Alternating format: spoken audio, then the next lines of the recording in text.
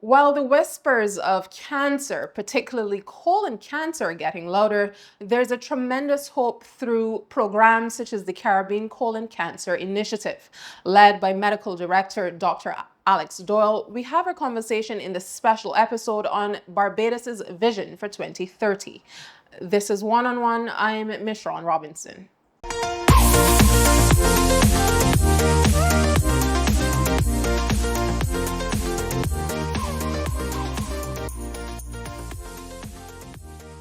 Welcome to the set of this one-on-one. We're having a conversation with Medical Director of the Caribbean Colon Cancer Initiative, Dr. Alex Doyle. Dr. Doyle, welcome to the program. Thank you for having me. You are most welcome. The first question that I want to ask, with so many medical advancements in Barbados and throughout the Caribbean region, where are we seeing so many persons presenting with colon cancer, especially at a late stage? So the short answer really is that persons are not engaging in screening. Screening for colorectal cancer is one of the interventions that we know can change the incidence and mortality related to colorectal cancer. But the uptake of screening currently on the island is, in my estimation, poor. We don't have a national colorectal cancer screening program. And what we practice currently is opportunistic screening. So persons who go to their doctor, or there may be outreach programs that we at the Colon Cancer Initiative do, or other persons may put on, and they may then think about getting a screening test. But there is no national program designed specifically for colorectal cancer as it stands right now. I think some may be in the works, but it hasn't been broadly expanded as yet. And that's interesting that you make mention of this in particular. Do you think it's as a result of a lack of political inertia that we don't have a national initiative regarding colon cancer screening? Ticklish question. I don't think it's really inertia. I think persons in the administration know about the issue. Problem might be implementation and a wider implementation. So for you to have an adequate screening program that is national, you have to have a population risk assessment to identify those persons who may be at risk for colorectal cancer. Then you have to have a test that is actually accessible to all of the public. After that, then you have to have a follow-up of that test. So in the case of colorectal cancer, what I think government is thinking about doing is to have a Fit First initiative where persons may do a colonoscopy stool-based test, a screening test, called FIT. It's a stool-based test, and then if you have a positive result, you then have to follow on and get a colonoscopy. The issue is that our capacity to fulfill then that colonoscopy need is limited in the public setting. And that may be the challenge that government is having. And then going with that also is public awareness. Programs like this can increase public awareness surrounding colorectal cancer screening, but there needs to be a more dedicated program towards increasing awareness towards colorectal cancer. And this month, the Caribbean Colon Cancer Initiative, you have a number of programs in place to raise awareness and so on. Can you tell us about some of those plans that you have in train for this month? Right. So during the month, there are more public-facing events that we're having. So for example, on Friday, we're having a health fair. So we invite persons to come out to that event, and they can ask questions surrounding colorectal cancer. We're more than happy to make ourselves available to any entities also that will be interested in us spreading some information on colorectal cancer. That health fair is in Golden Square on Friday. Then we're also having a colon cancer awareness walk. Similar to other walks that you might see for breast cancer, we're trying to raise awareness through interventions such as the walk, and that is happening on the 22nd of March.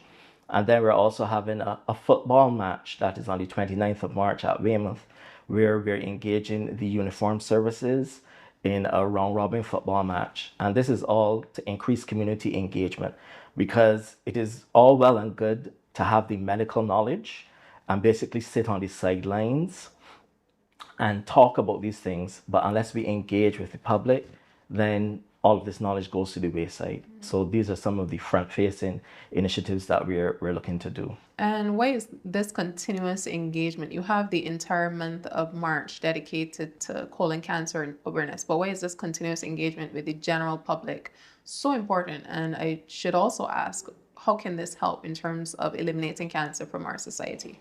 Right. So the short answer for it is that the numbers are rising and they are too stark to ignore. Globally, 1.9 million persons are estimated to be diagnosed with colorectal cancer in the coming year. And on average, there are over 900,000 deaths related to colorectal cancer. In Barbados, we have, based on information from the Barbados National Registry and their Cancer Report 2025, we have anywhere between 100 to 150 colorectal cancer related deaths each year. And that is one death too many in my estimation. So we need to change the trajectory of colorectal cancer in Barbados. And it takes initiatives such as ours and other initiatives in terms of the general healthcare sector, in terms of reform for cancer care, specifically on the island. And screening is one of those such initiatives. If we can screen the at-risk population, we can prevent cancer from forming. At a colonoscopy, we can identify whether persons may have a polyp or if there's an early stage of cancer. Some instances, we can treat it at the colonoscopy. In other instances, if we have early treatment of the cancer, we can actually cure patients of the cancer. What causes colon cancer? How does that look in terms of not necessarily, speaking to medical terms, but in layman's terms, what causes colon cancer? So in layman's terms, we have two categories of risk factors. They're the modifiable risk factors, things that you can do something about, and the non-modifiable risk factors. So the non-modifiable risk factors are things like your age, your genetics. I joke and say that some people want to change their family. Unfortunately, you can't. And the genes that you have are the genes that you have. And medicine hasn't come along that far enough that we can change your genes at this point. So you can have colon cancer because it simply runs in your family. It runs in your family. About 20% of colorectal cancer cases, we say they have familial clustering.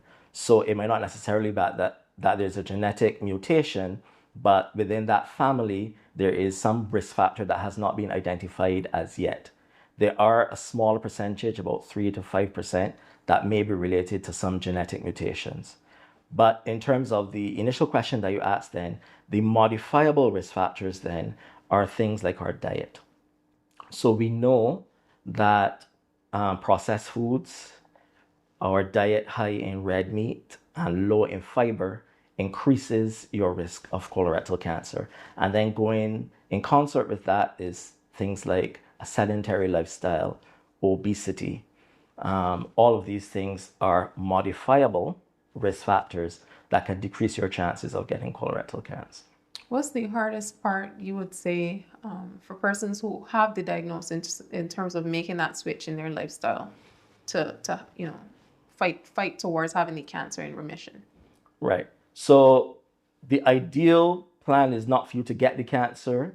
And whenever you talk about lifestyle modifications, it's difficult. I know through work from the NCD Commission, you see advertisements all the time about the risk factors for heart disease and stroke. And those two are the same risk factors that can affect your risk of getting cancer. But it requires lifestyle changes and changes in things that persons would have grown up doing from the time they were a child. And that takes a lot of discipline, a lot of effort, and it takes a lot of reinforcement for persons really to make those small incremental changes. If you think about it, when you go to the supermarket and you choose not to pick up a box of chocolate chip cookies, for example, unfortunately, you choosing not to pick it up doesn't mean that you're necessarily going to lose a pound that day. But if you make the choice that you're going to cut out meat from your diet, or you are going to increase the amount of fiber that you take, again, you're not going to see the change in your weight instantaneously. It's things that take time. So you need constant reinforcement of your lifestyle changes. And I think that is where the challenge is for a lot of persons. In another vein, how do you think we can have transformation? We are seeing tremendous efforts to transform our education sector, but how can we make those transformations to our healthcare sector to manage and to operate as a buttress for the large amount of cases coming, cancer cases, especially colon cancer cases coming to the hospital? Right. So for me, I think there needs to be a rethink of how we manage cancer care in general in the country. In short, I think there's time for a revolution in the cancer care space. How we normally deal with cancer is that persons get symptoms, they go to the doctor at that time, a problem is identified, they refer to the hospital.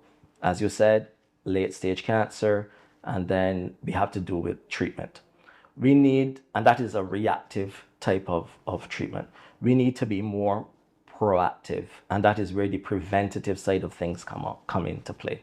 So a national colorectal screening program is one of the vital initiatives that I think needs to be implemented. And I can say easily, but it is not something that is easy to implement. The basic pillars of any colorectal or any screening program in general is that it should be accessible to all. And we do have a test that is accessible to all. So the FIT test, the stool-based test that I alluded to earlier, is one such test that can be done. So that is accessible to all. Then we need to follow up on that test. So a test is only as good if it's actually done. And we know from some of the work that we have done through our initiative, after we have given out about 1,500 FIT kits between a 3-year period, that only a third of the persons that we would have actually distributed the kits to actually return them. So that is another aspect of a screening program. There needs to be some type of follow-up on the test if it is distributed. And then once that test is returned and the test may be positive, then we need to be able to do the appropriate testing. And in that scenario, the next step is a colonoscopy. The challenge that we may have is that the capacity for us to do the colonoscopies in a timely manner might be a challenge based on the number of spaces that we have or persons doing colonoscopies, one in the public sector especially, and then also in the private space. And then data. We need to capture the data and use the data to inform the decisions that we're making. So all of these things, I think, need to be looked at to start a national colorectal cancer screening program. So it's a good point that you've made in terms of using data to inform national policy and to guide it as well. But in terms of pathology and diagnostics, how close are we to reaching international standards in terms of colon cancer care? So in terms of our colon cancer care and the healthcare infrastructure, I would say that we have the bones for a good first world healthcare system, but we need to put some meat on those bones. And there's time for us now to change and evolve in how we are doing things. So for example, you asked about the pathology of colorectal cancer, and what normally happens, and not to get too technical, is if someone goes for a colonoscopy or they have surgery for colon cancer, we take out a specimen and we send it to the lab and it is examined under the microscope. And then it says you have cancer or not. There are other certain factors that we should be testing all the cancers for. I'm going to say a technical term. You don't necessarily need to know it, but we need to do MSI testing. So that plays a role in some of the genetics surrounding colorectal cancer. A lot of the data that we have is based on international studies. So persons that don't look like us, don't have our same experiences, and frankly don't have our similar genetic makeup. So we don't know if the data that we are applying from them is applicable to us. for us to say that treatment is effective and working in our scenario, we need to look at our own genetic makeup. One of the things then that should happen is that there should be universal MSI testing for all colorectal cancer specimens. That has been an issue that persons have been trying to work through. We are also trying to work through it to see how it's something that we can offer locally on the island, because it is only now being done in an opportunistic fashion. There are other things in terms of diagnostics in the way that we actually do the surgery for colorectal cancer. So through our training, before, surgery was mostly done in an open manner, so meaning that you had a long incision.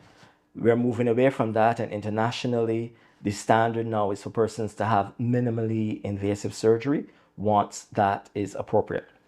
So I think for us here to say that we're reaching a first world standard, the rate at which we're doing more laparoscopic or minimally invasive surgeries needs to be increased, because that leads to a quicker recovery for patients and shorter time at home, away from work, and being productive members of the society. So there are other smaller things that need to be changed, but then there's a wider rethink of how we do cancer care management that I think needs to undergo in the island. And that point that you just mentioned about having to take time from work, I think it's a perfect pivot for the next segment of our program, where we look at the financing and common misconceptions associated with colon cancer. We'll be right back with more of this one-on-one with Dr. Alex Doyle. Please stay with us. Hi, I am Corey Springer. I am the founder and chairman of the board of directors of the HERT Initiative, Barbados registered charity 1419. We were established in February of 2019, but we started operations 6 years prior, and our mission statement is to reach underprivileged families, bridging the gap between those who have not, especially at times of year when we as a community tend not to think about people who do not have. We like to emphasize healthy groceries. So one thing we do is provide 1 to 2 weeks of healthy groceries to impoverished families. If you're looking for us, you can find us on social media, IG in particular, at Help Us Reach Them. Bless.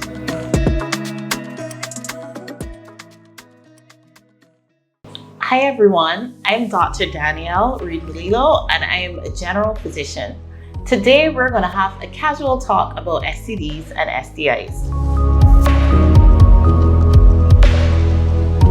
An STD is a sexually transmitted disease and an STI is a sexually transmitted infection. An STI is an infection which is caused by having sexual contact with an infected person. When symptoms develop, it is then termed an STD. All STDs are treatable, but only some are curable. Everyone that has sexual intercourse is at risk. Get your partner or partners tested before every new sexual relationship and use protection.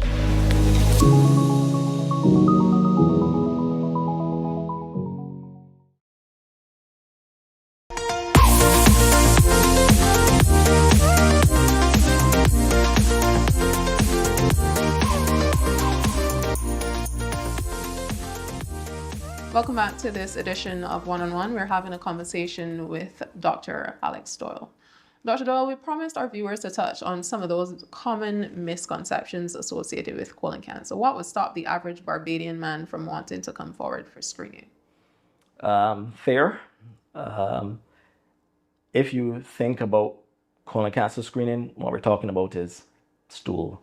It is not really a very appealing topic to talk about. But what I would say is that for persons who take, for example, get a colonoscopy, if you have a colonoscopy and it is normal, that can give you 10 years of peace of mind that you don't have a cancer or are developing into cancer. Because we know the usual trajectory in terms of the pathology of colorectal cancer is that it takes about 10 to 15 years to form.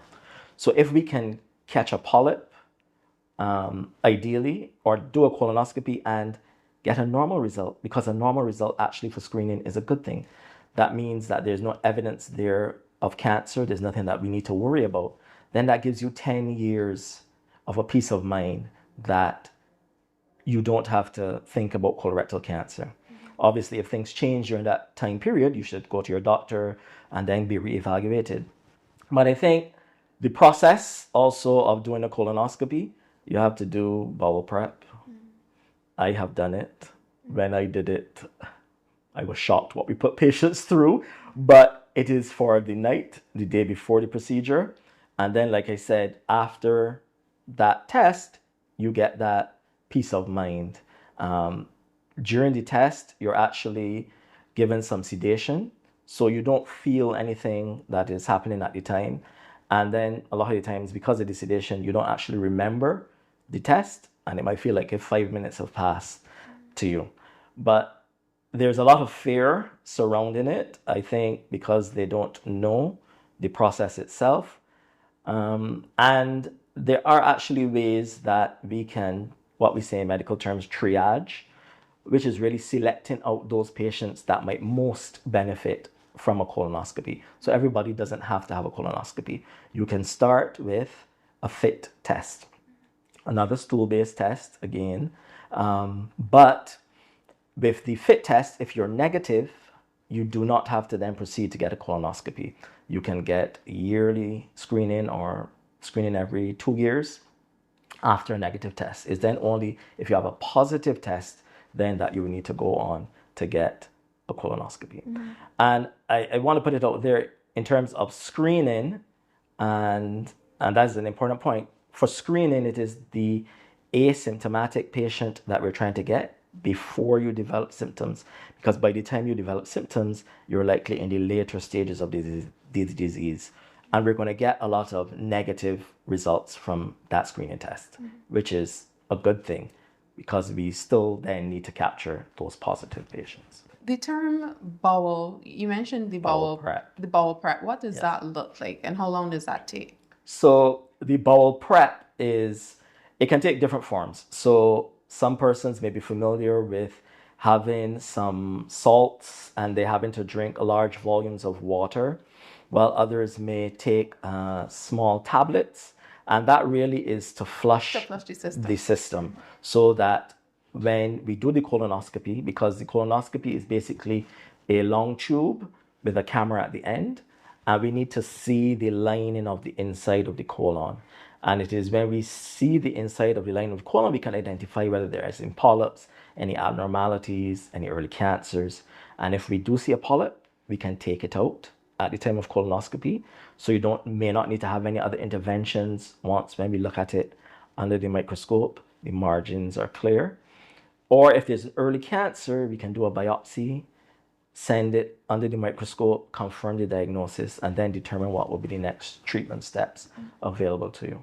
So you need to see a clear passageway when we need to see a clear camera passageway goes into the colon, the tube with the camera goes the into tube, the colon. Yes, because if it's not clear, then we can't say definitively that you don't have an abnormality, and we may unfortunately need to repeat the test in that instance. For a patient who comes in with signs of abnormalities, how would a diet rich in plant-based foods or less, reduce red meat, how does that transition into them beating colon cancer into remission? So, and how long would that take? Right. So within what may seem as a simple question is a lot of nuance. Yeah. So I'll start from the beginning. When I spoke about the risk factors related to your diet and colorectal cancer, it is for us then to prevent you from actually developing colon cancer. When you then talk about someone that has actually been diagnosed with cancer, as they say, the horse has already left the stable.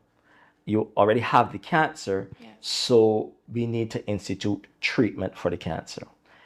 Now, we know treatment involves surgery, depending on the stage, may involve chemotherapy, and then depending on other tests, like I had spoken about before in terms of pathology tests, it may involve immunotherapy as well. Those are the things that we know can treat the cancer. Now, a lot of the time, and I think this may be the impetus for the question that you're asking, patients will come to tell you, what can I take to beat back the cancer? Unfortunately, at that stage, there's nothing in your diet per se that you can take that will put the cancer in remission. What we do advise is that you should make changes in terms of trying to reduce your risk for further cancers developing.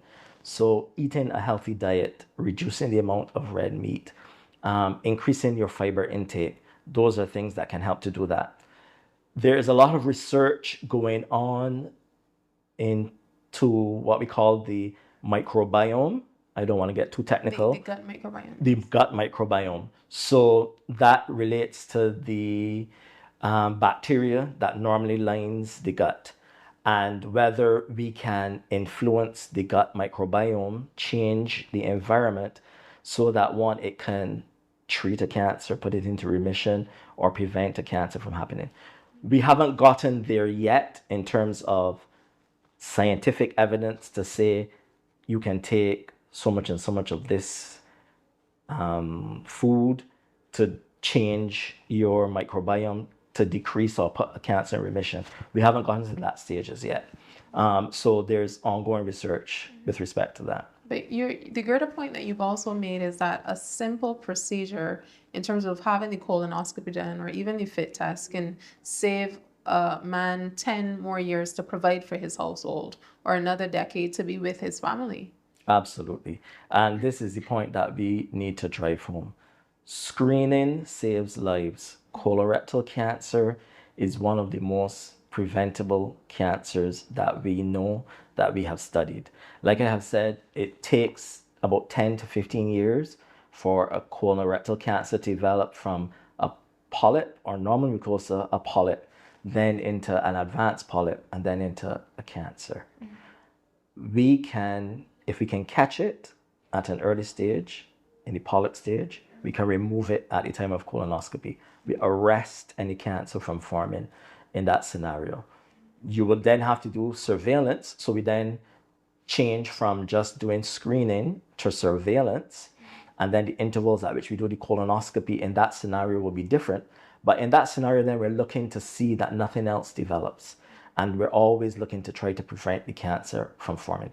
So if you can do something to give yourself peace of mind, I think the one thing would be to engage in screening.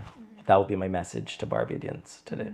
Keeping that in mind, as of 2030, considering that we're in 2026, we're working towards NCD reduction and prevention in considering the 2030 Sustainable Development Goals. Right.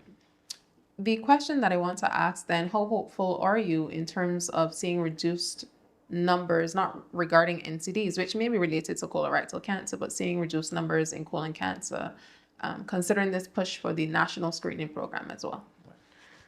In terms of my hopefulness, it is a difficult job, but we are determined in what we do. There is a bit of a calmness that comes about when you know that you have a mission in mind and that all of your efforts are going towards a certain mission.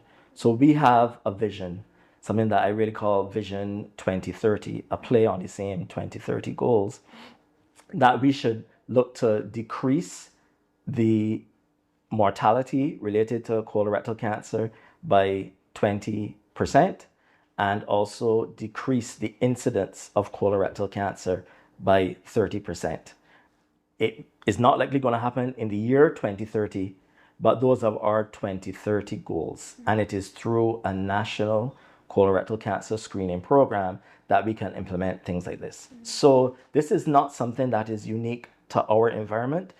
I actually was in Turks and Caicos a few weeks ago, where I occasionally do work, and they are looking to implement a national screening program as well.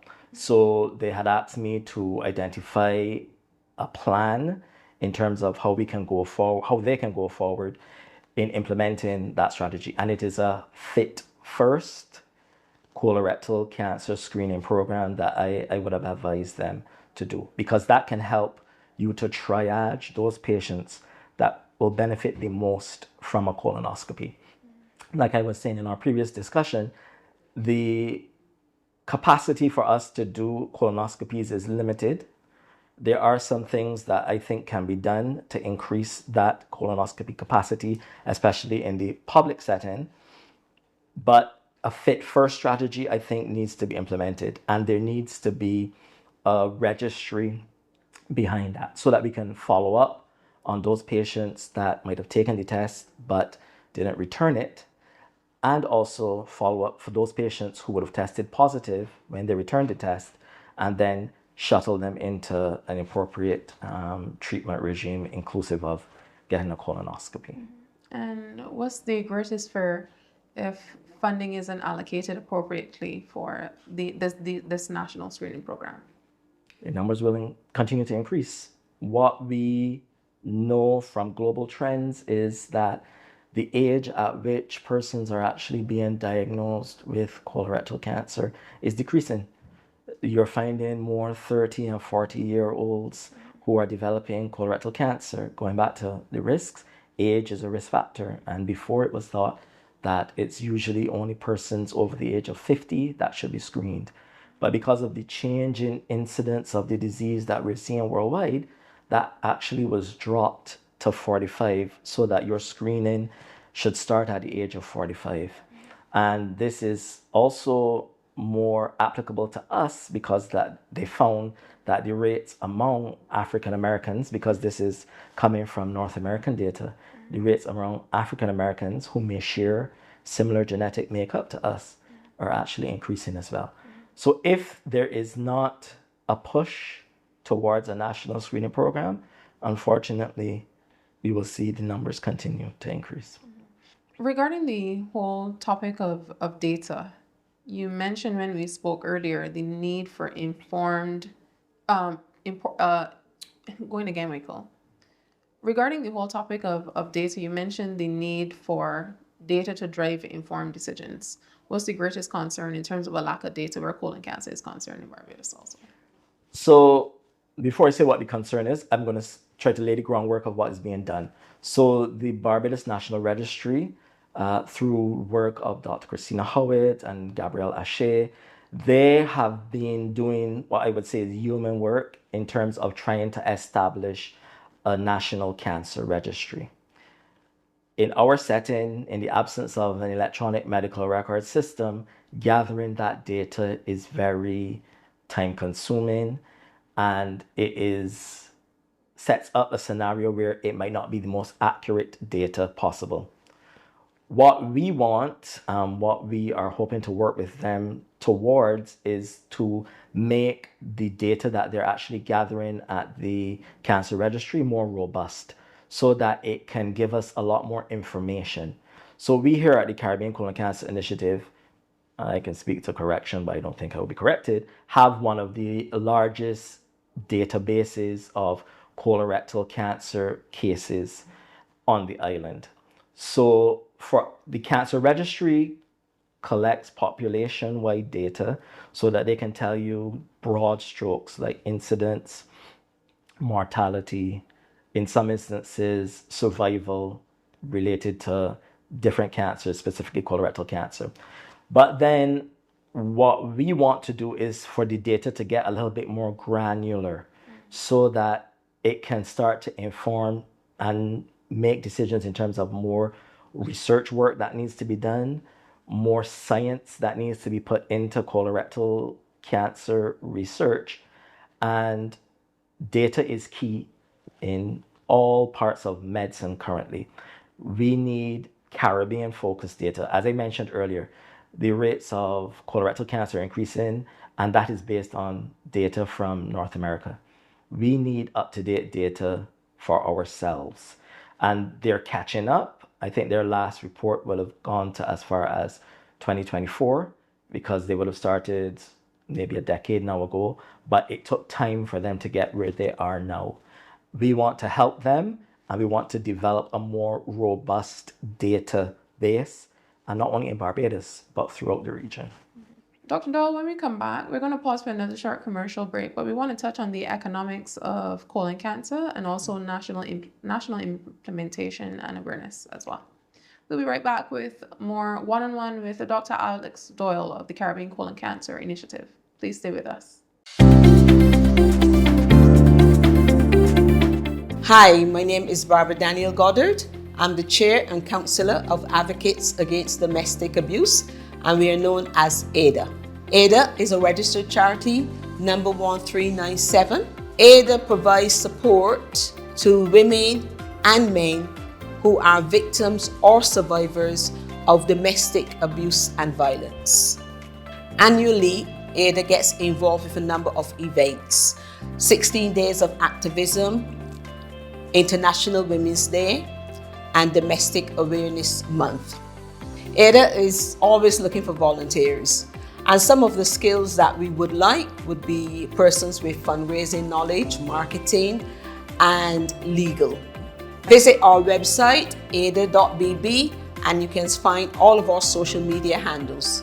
You can contact us via our helpline if you are a victim or a survivor of domestic violence or abuse.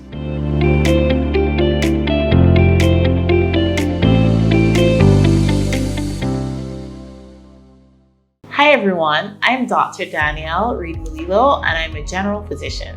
Today we're going to have a casual talk about chlamydia and gonorrhea.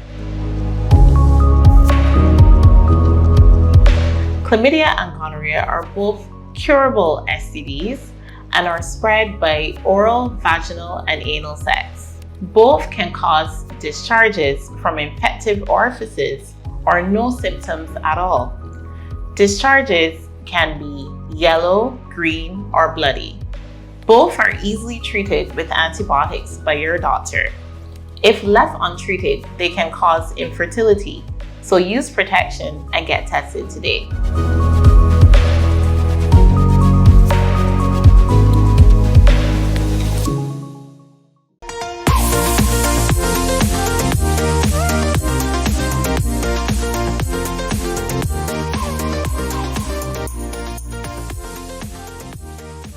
Welcome back to this edition of One-on-One. Thank you so much for staying with us. We're having a conversation with the medical director here at the Caribbean Colon Cancer Initiative, Dr. Alex Doyle. Dr. Doyle, in terms of the name itself, we promised our viewers to touch on the economics of things and funding, but in terms of the name, the Caribbean Colon Cancer Initiative, I'm sure that most of your work is not only based nationally, but also interregionally as well. Yes. So for us in the initiative, our numbers are small. For us to be recognized on the international stage, we need to pool the numbers that we have within the Caribbean region. So we have partners in Trinidad, Bahamas. I go to Turks and Caicos Islands to work every now and again. And we also have partners as far as Nigeria. So part of my training when I was doing fellowship in surgical oncology was that I wanted for us to be able to interact with some of these international partners, for them to recognize the work that we are trying to do here and to engage them in some of our research activities. And in that regard, I would say that we've been somewhat successful. So there was a prof in Nigeria that I had worked with, Prof.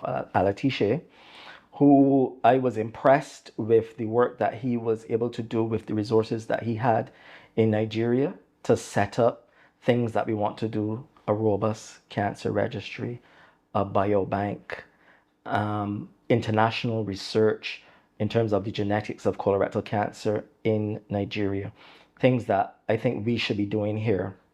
So we were actually able to invite him as part of a training initiative that we had last year to try to increase what we were talking about earlier, some of the endoscopic capacity. So he helped train some of the surgical residents during that training program. So like you were saying, we're a small group, but we're hoping to have a wide reach and to make a big impact. Mm-hmm. And that's important in terms of having these regional contacts as well. You would have also made mention of the fact that in terms of your partnership with Nigeria, that African country is also having some issues in terms of their health, of a health crisis as well. Right. So similar to Barbados, it is transitioning into a more westernized society, and with that goes changes in their diet. So in Nigeria, there is still, thankfully, a lot of ground produce that is consumed. You have your pounded yam and stuff like that. So there is an increased fiber intake generally in the more rural areas. When you get to the more urban sectors, then is when you see more of the fast food outlets. There's more westernized diets. And going then along with that is there now a change in the trajectory of the type of diseases that you would see.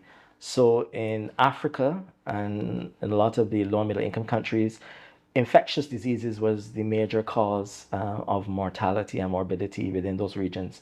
Now we're seeing that changing, and where there's increasing in the NCDs, and going along with that, increasing in the rates of cancer. So there's similar challenges, and that is one of the reasons that we want to work with them in terms of the research that we are carrying out, because we have a similar genetic makeup through the transatlantic slave trade. We have a shared history. So there may be commonalities between our genetics. That is something that I want to explore through research. And there are other things as well in terms of societal beliefs surrounding screening that are also similar to us. So we can take lessons that we learn from Nigeria and translate them here to Barbados to try to change things as well. The war that the Western world is facing, and considering what you've just said, is one of sedentary and overconsumption in terms of our lifestyle. So how do we find that balance in terms of the push for modernization, but also the need for maintaining healthy lifestyles? You've asked me a very philosophical question there, and that might more be something for the sociologists to try to address. But for our viewers, I make no apology. right, that's fine. What I would say is that we need to use data, and that's a common mantra.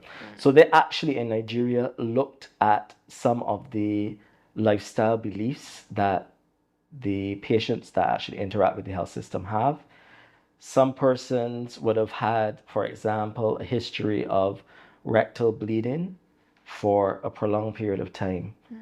But because of their cultural beliefs, there's some lack of education, they actually ignored the symptom for a prolonged period of time. And with that knowledge, we know what then we need to address. So I know that there's work and research being done in persons looking at the difficulties in enacting lifestyle modifications to change from a sedentary lifestyle. So just off the top of my head, if we could in Barbados change our mentality from persons having a vehicle, or every person in the house having a vehicle, and change to maybe every person in the house having a bicycle. Using a bicycle is a cardiovascular exercise, a way for us to increase the amount of exercise that we get doing our daily chores.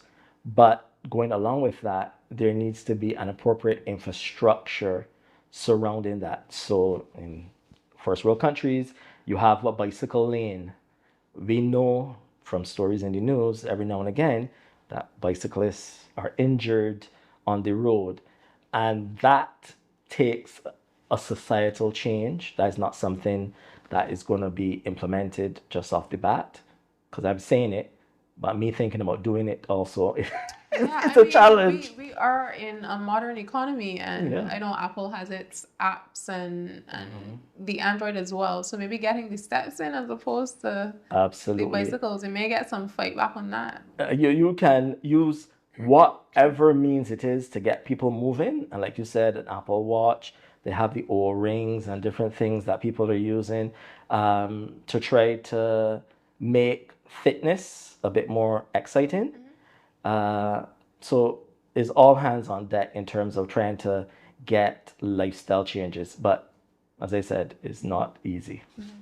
And the data that you're doing here at the Caribbean Colon Cancer Initiative, we made mention of a lack of data. So the research that you're doing here, would that help to drive data and have systems in place for informing policy as well?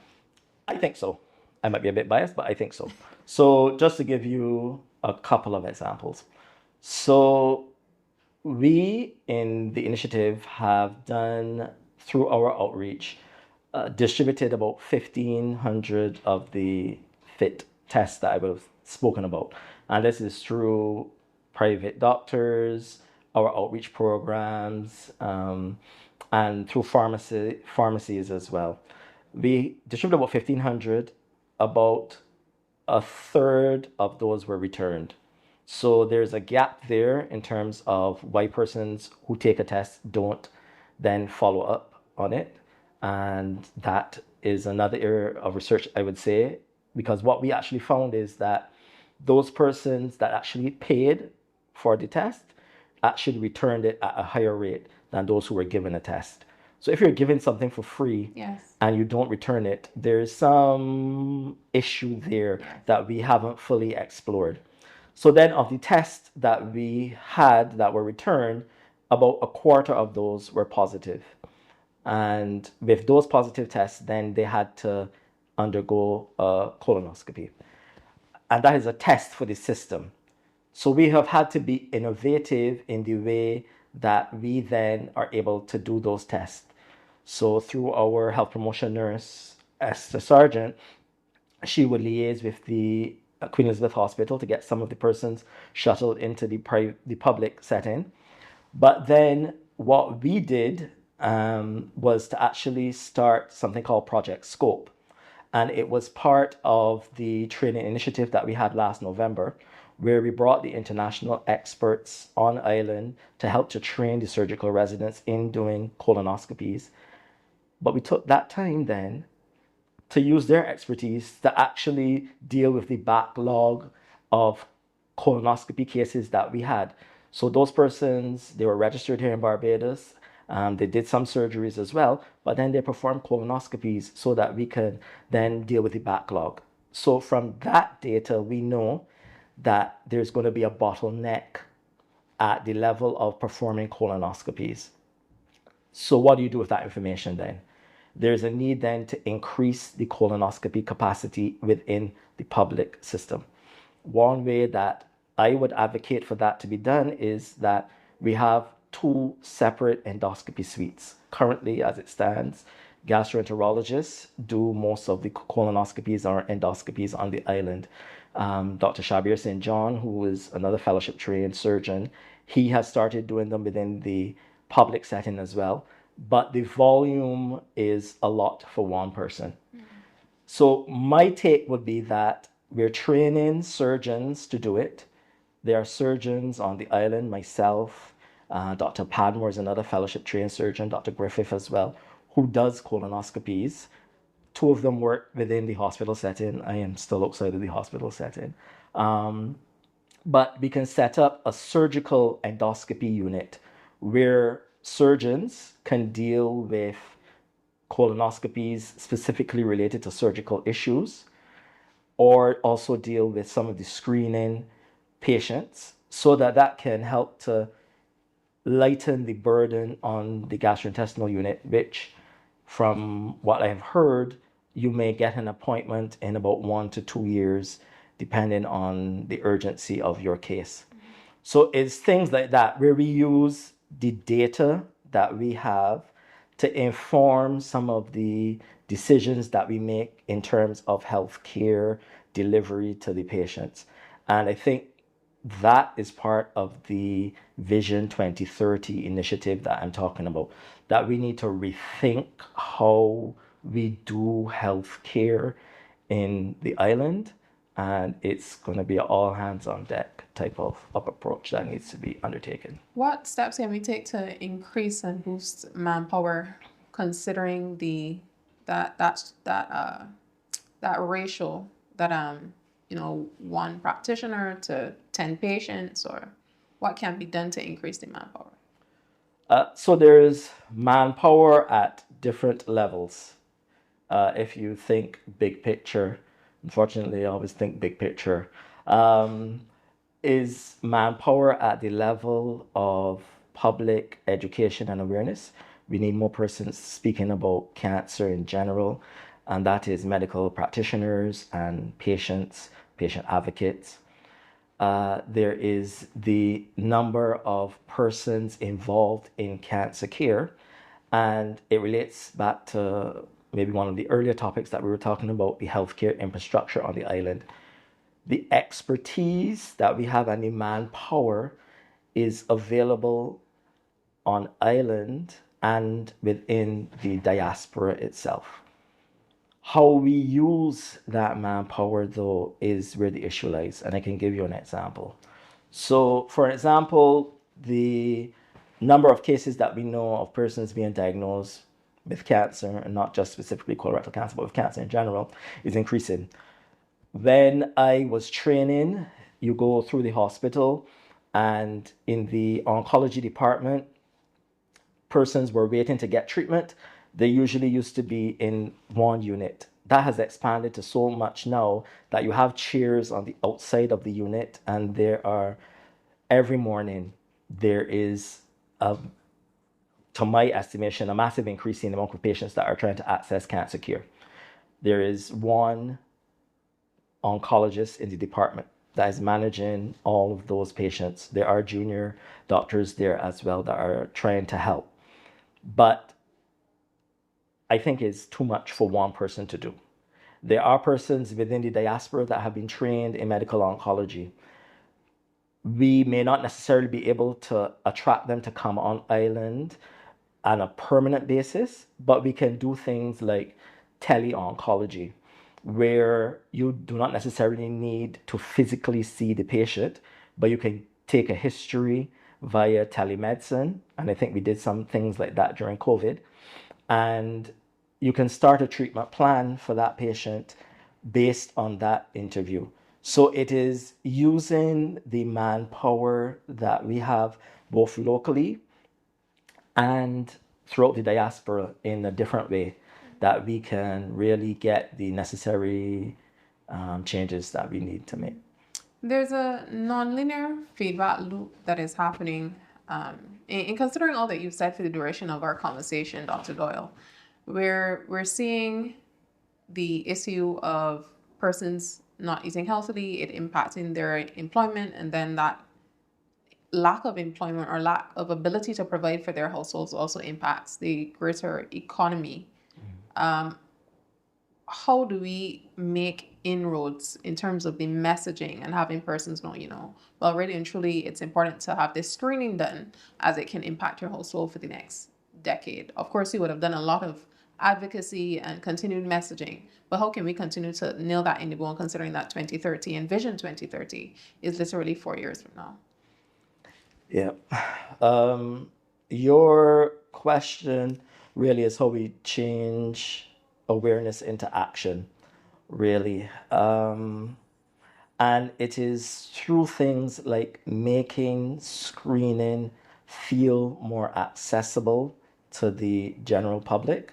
So we can talk about it, but then persons being able to access the system may be one of the barriers for them actually undertaking screening. That's one of the things that I can think about at the top of my head. So having a national fit first screening strategy is one such endeavor. Now, in first world countries where budgets are massively bigger than ours, you have governments actually sending out the fit kits to households at a certain age. That requires a level of data keeping to know when a person reaches a certain age that they should be screened, and then that triggers the automatic delivery of a fit kit to the home. I don't think we are there yet, and to do something like that would be very expensive.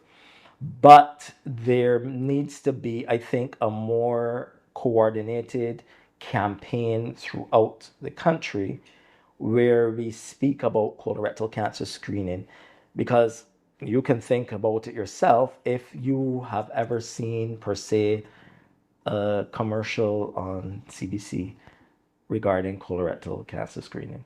I watch CBC through my parents, but I don't think I have ever seen it done. So health promotion is still plays an important part, but if people feel that it is accessible, I think that is going to drive persons to want to actually do the screening. Dr. Doyle, thank you for your time today. You found a way to break down, large bits of information and condense it for our viewers, and that was most certainly appreciated. And we wish you all the best for the entirety of March as you continue to push and advance advocacy and awareness surrounding colon cancer and the awareness of it, really. Thank you for this one-on-one conversation. And really, we're just starting the conversation.